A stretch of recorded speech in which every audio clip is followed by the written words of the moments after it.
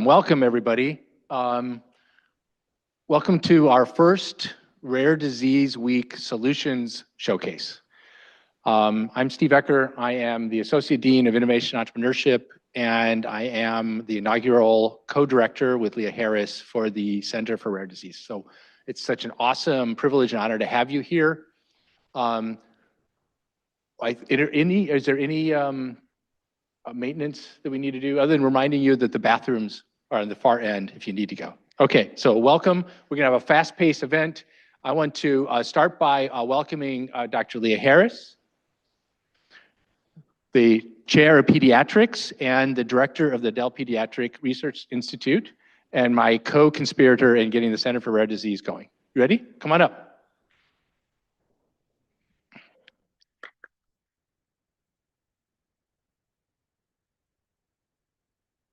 Hopefully I haven't broken your... Hopefully you haven't broken anything. Hello. To share with you that I am a proud Austinite for now 4.5 years is accurate. To share with you that I've been thinking about rare disease for probably the last 2 decades is also accurate. And there are people in this room who would share with you that what we're doing today was a pipe dream 4 years ago, but there was a community that was clearly invested. And the question that we're going to try to address today is, why are we here and why do we want to do this? But I would challenge you to think more broadly, which is, if not us, who? If not now, when? And now is the time, absolutely.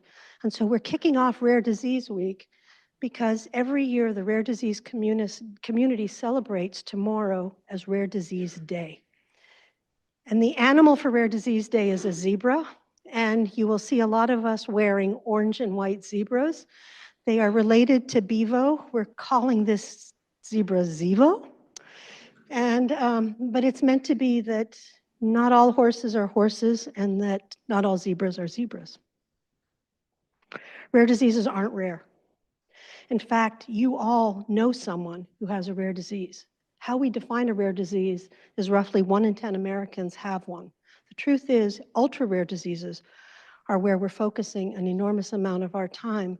But at the end of the day, this is where complex medicine is going to be taking us. And understanding rare diseases helps us to further understand physiology and is an essential component of who we are as a medical community. I share with you that half of the rare diseases that we take care of are in children. It's because they present in children, and many of these rare diseases are in fact fatal.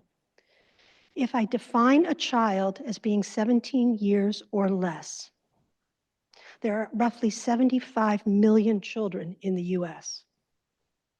7.4 million of those children are Texans. 1 in 10 children in the US lives in Texas. That's a staggering number. The only state that has more children than we do is California. And together, California and Texas have almost 25% of all the children in the US. Texas must become committed and dedicated to taking care of children with rare diseases. This showcase, I hope, starts that conversation. This is the slide to sort of walk through, who am I, what do I do, where do I work, and why do I do this? So I can share with you that in the top corner is Dell Medical School. I'm the Department of Pediatrics Chair for Dell Medical School. I've been in this role, as I shared with you, about 4.5 years. I came in the middle of COVID. Dell Medical School, in relationship to pediatrics, has a sort of unusual backdrop. We just finished celebrating the 50th year anniversary of our pediatric residency while we're in a medical school that's roughly 10 years old. So this is a community that for a long time has taken care of children, but Dell Medical School has brought an academic backbone to the clinical care that I have the pleasure of practicing at Dell Children's. Dell Children's is the pediatric home for Dell Medical School. It is our training site, but it is also the home of 360 faculty, a third that belong to Dell Med, a third that belong to Ascension, and a third that are private practice. Everyone is committed to taking care of children. That's why the child is center in this slide. It is our North Star, and it's why we are here. Dell Children's has roughly 300 beds. It has a North Hospital that has an additional 50 beds. It has just finished doing their 42nd heart transplant.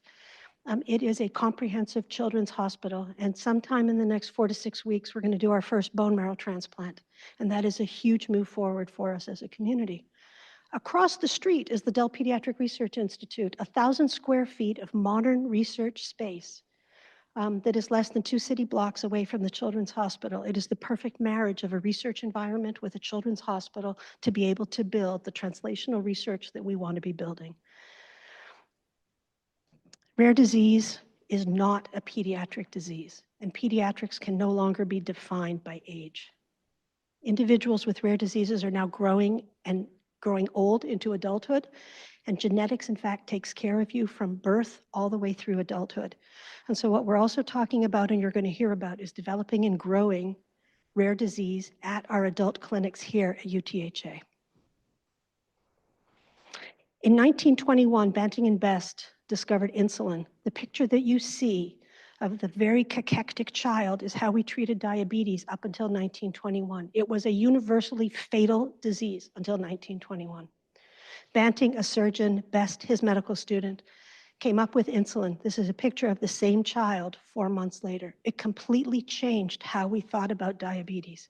I would like you to use this as the backdrop for how we have to think about rare disease, because the panel underneath is really what we now know about the genetics of rare disease. If we were having to do this from a gene editing profile, it would look much differently. These are currently a short list of those drugs or those diseases that have gene editing technology. I only go all the way down to the spinal muscular atrophy because that was a disease that prior to 2016 was fatal and is no longer fatal. And in 2016, we got Spinraza, and then in 2019, we got an SMA gene editing analog, and it changed how we thought about rare disease. So I share with you the little baby in the corner, if you look very closely, has a median sternotomy. There are stitches on that child's chest. We have the technology to correct things surgically. It's time for us to start thinking about correcting things using gene therapies and gene editing. And the stopwatch is to remind me not only that I have about 2 seconds left, but also to say time is neurons. And so once we get done with today, we have to start figuring out how to work quickly together. Steve?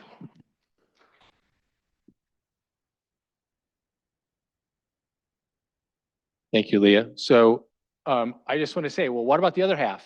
All right, so behind you is this green field, brown field, and we're going to be building on that field an adult targeted tertiary hospital plus a cancer center. And that is an enormous opportunity. This is one of the imaginations of how we're going to design it as a 2 towers scenario. And what does that mean? It means the ability to go and integrate health innovation and rare disease as we're building the actual clinic.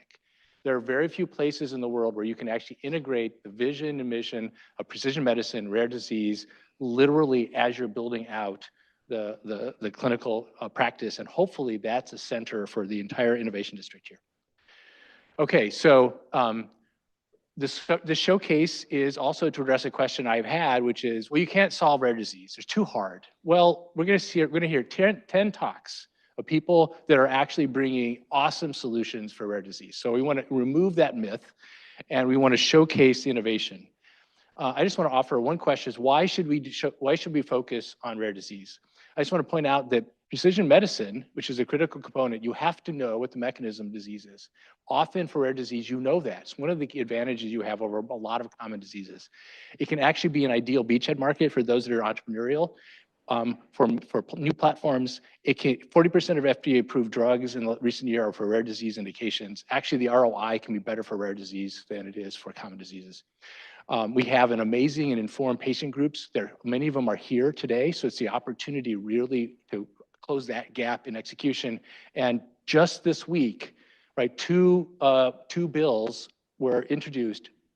Okay, our Washington, D.C. is whatever you want to call it, but they're actually putting these bills, bipartisan bills, into play, which are directly irrelevant to rare disease. Okay, so my quick, what are we doing in terms of rules of the road today? We have 2 cohorts of 5 presentations. They've been told they have 3 minutes. Then Nicole's gonna give them the shepherd's hook if they go beyond 3 minutes. We have an awesome set of panelists that are going to clarify and amplify the questions that they're going to do. And I just want to point out that this is a disclaimer. We are here to educate and not advocate. So you are here if you're in the room. If you have interesting questions, feel free. We will have a mixer afterwards for opportunities for everybody to meet the presenters and talk. So with that, I'm going to hand this over to Martin, who's the run of show.